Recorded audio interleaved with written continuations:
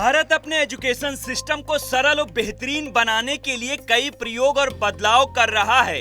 इसी बीच केंद्रीय माध्यमिक शिक्षा बोर्ड यानी CBSE ओपन बुक एग्जाम का कॉन्सेप्ट लेकर आया है।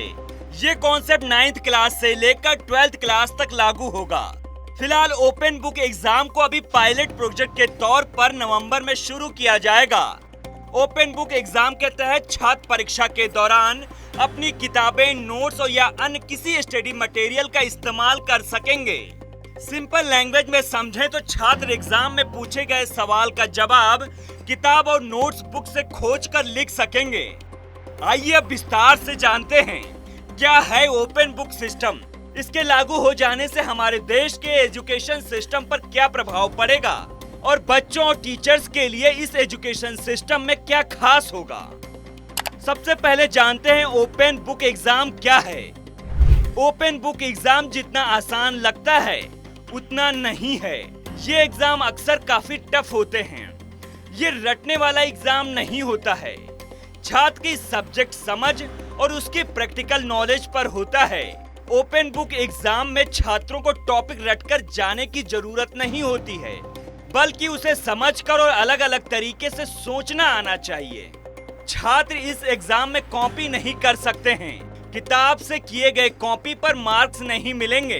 टॉपिक को अपनी लैंग्वेज में लिखना जरूरी होता है। दावा किया जा रहा है कि इस कॉन्सेप्ट के आ जाने से बच्चों को रट्टा मारकर पढ़ाई करने की आदत छूट जाएगी। बच्चों का फोकस टॉपिक समझने पर होगा और कुछ नया सीखने पर।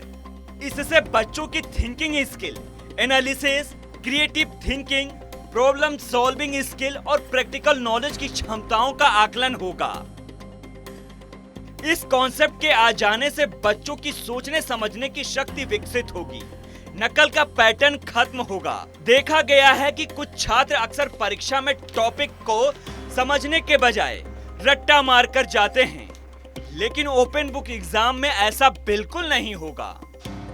टीचर्स के लिए भी चैलेंजिंग। इसमें टीचर्स को सवाल सेट करना मुश्किल होगा। ऐसे सवाल को सेट किया जाता है जिससे छात्र को दिमाग लगाना पड़े।